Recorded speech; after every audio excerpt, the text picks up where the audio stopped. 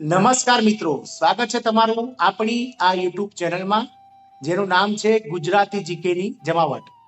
મિત્રો, આજના વિડીયોમાં આપણે વાત કરીશું ભારતના બંધારણના 12 પરિશિષ્ટો વિશે. જાણીશું કે વિવિધ 12 પરિશિષ્ટોમાં કયા કયા વિષયો અને કઈ કઈ બાબતોનો સમાવેશ કરવામાં આવ્યો છે. તમામ માહિતી આજના વિડીયોમાં આપ સુધી પહોંચાડીશું. તો તમે અમારી ચેનલમાં અંત સુધી બન્યા રહેશો. અને જો તમે અમારી ચેનલમાં નવા હોય તો અમારી ચેનલને મિત્રો સબસ્ક્રાઇબ કરી દેજો. સાથે જ મિત્રો બેલ આઇકોનને દબાવી દેજો, જેથી કરીને અમારી ચેનલ પર મૂકવામાં આવતા વિવિધ ભરતીના નોટિફિકેશનો, વિવિધ ભરતીને લગતા પરિણામો અને જનરલ નોલેજને લગતા વિડીયો તમને સરળતાથી અમારી ચેનલ પરથી ઉપલબ્ધ થઈ જાય.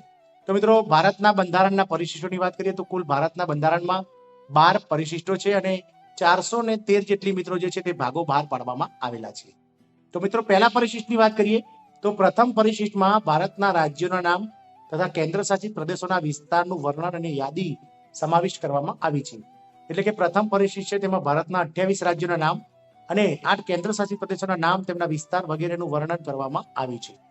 બીજા પરિશિષ્ટની વાત કરીએ તો મિત્રો, બીજા પરિશિષ્ટમાં ભારતના રાષ્ટ્રપતિ, ઉપરાષ્ટ્રપતિ, ગવર્નર, લોકસભાના સ્પીકર અને ડેપ્યુટી સ્પીકર, રાજ્યસભાના સ્પીકર અને ડેપ્યુટી ચેરમેન, સુપ્રીમ કોર્ટના અને હાઈકોર્ટના મુખ્ય ન્યાયાધીશો તેમજ અન્ય જે જિલ્લાની જે અદાલતો છે તેના ન્યાયાધીશો, વિધાનસભાના સ્પીકર અને ડેપ્યુટી સ્પીકર, વિધાન પરિષદના ચેરમેન અને ડેપ્યુટી ચેરમેન વગેરેના પગાર અને ભથ્થા વગેરે જેવી બાબતો જે છે તે બીજા પરિશિષ્ટમાં દર્શાવવામાં આવી છે. ત્રીજા પરિશિષ્ટની વાત કરીએ તો ત્રીજા પરિશિષ્ટમાં મિત્રો રાષ્ટ્રપતિ, ઉપરાષ્ટ્રપતિ, ન્યાયાધીશો, મહામંત્રીઓ અને વગેરે જેવા કેબિનેટ મંત્રીઓના વગેરેના શપથ ગ્રહણના નમૂનાઓ જે છે તે ત્રીજા પરિશિષ્ટમાં સમાવિષ્ટ કરવામાં આવ્યા છે. ચોથા પરિશિષ્ટની વાત કરીએ તો ચોથા પરિશિષ્ટમાં રાજ્યસભાની બેઠકોની રાજ્યો અને કેન્દ્ર શાસિત પ્રદેશો પ્રમાણે ફાળવણીની જે વિગતો છે તે ચોથા પરિશિષ્ટમાં સમાવેશ કરવામાં આવી છે. એટલે કે ચોથા પરિશિષ્ટમાં રાજ્યસભાની રાજ્યવાર બેઠકો કઈ રીતે આપવી તેનો જે છે તે ખ્યાલ રજૂ કરવામાં આવ્યો છે. પાંચમા પરિશિષ્ટમાં મિત્રો અનુસૂચિત જનજાતિઓના વહીવટ અને નિયંત્રણને લગતી માહિતી છે. એટલે કે અનુસૂચિત જનજાતિઓ જે છે તેમના લગતા વહીવટ, તેમના લગતી વિવિધ જે મિત્રો જે જાહેરાતો છે, વિવિધ તેમની લગતી જે સૂચનાઓ છે, તમામ જે છે તે પાંચમા પરિશિષ્ટમાં સમાવેશ કરવામાં આવી છે.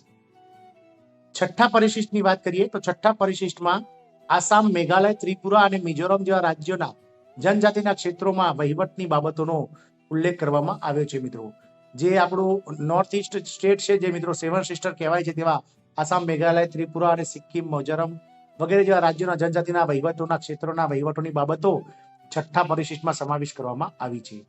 સાતમા પરિશિષ્ટની વાત કરીએ તો સાતમા પરિશિષ્ટમાં કેન્દ્રની યાદીના 99 વિષયો, રાજ્યોની યાદીના 31 વિષયો અને સંયુક્ત યાદીના 52 વિષયોની યાદી આપેલી છે. એટલે કે મિત્રો, વિવિધ જે રાજ્ય સરકારની જવાબદારીઓ, જે કેન્દ્ર સરકારની જવાબદારીઓ અને બંનેની જે સંયુક્ત જવાબદારીઓ છે, આ તમામે તમામ જે વિષયો છે તેની યાદી મિત્રો સાતમા પરિશિષ્ટમાં બંધારણના આપવામાં આવેલી છે. બંધારણના આઠમા પરિશિષ્ટની વાત કરીએ તો આઠમા પરિશિષ્ટમાં બંધારણ માન્ય 22 ભાષાઓની યાદી બંધારણના આઠમા પરિશિષ્ટમાં આપેલી છે. નવમા પરિશિષ્ટની વાત કરીએ તો બંધારણના નવમા પરિશિષ્ટમાં રાજ્ય સરકાર દ્વારા પસાર કરેલો જમીન વેચાણનો કાયદો તથા જમીનદારી નાબૂદીનો કાયદો અને બંધારણના 66માં સુધારાથી ઉમેરાયેલ જમીન સુધારાઓ જેની અદાલત સમીક્ષાઓ ન કરી શકે તેવી વગેરે જેવી બાબતોનો સમાવેશ કરવામાં આવ્યો છે. બંધારણના 10મા પરિશિષ્ટની વાત કરીએ તો 10મા પરિશિષ્ટમાં 1985માં બંધારણમાં 52માં સુધારા દ્વારા ઉમેરાયેલા આ અનુસૂચિમાં પક્ષ પલટા વિરોધી નિયમો દર્શાવેલ છે.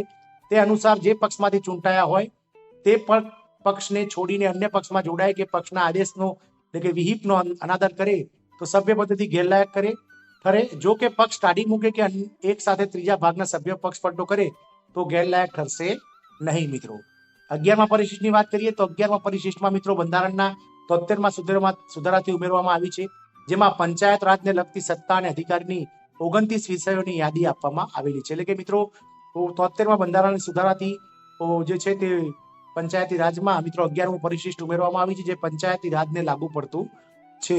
અને છેલ્લું પરિશિષ્ટ છે કે 12મું પરિશિષ્ટ, તો આ પરિશિષ્ટમાં મિત્રો બંધારણના 74મા સુધારા 1992થી ઉમેરવામાં આવી છે, જેમાં નગરપાલિકાઓની સત્તા અને અધિકારની 18 વિષયોની યાદી આપવામાં આવેલી છે. એટલે કે મહાનગરપાલિકા, નગરપાલિકાઓના વિવિધ જે પદો છે, વિવિધ જે સત્તાઓ છે, તમામ નગરપાલિકાઓના સત્તા, અધિકારો વગેરે ના 18 વિષયોની યાદી 12મા પરિશિષ્ટમાં સમાવિષ્ટ છે. તો મિત્રો, આ રીતે બંધારણના જે 12 પરિશિષ્ટો છે તેના વિશે આજના વિડીયોમાં આપણે ચર્ચા કરી. આશા રાખીશું કે આવનારી GSRTC driver, conductor, forest guard તેમજ પોલીસ કોન્સ્ટેબલ અને ગૌણ સેવા પસંદગી મંડળની વિવિધ ક્લિયરિકલ એક્ઝામ્સ અને હાઈકોર્ટની ક્લિયરિકલ એક્ઝામ્સ, પ્યુન વગેરેની એક્ઝામ્સમાં આ માહિતી આપણને ચોક્કસથી ઉપયોગી નીવડશે. જય હિન્દ, અસ્તુ.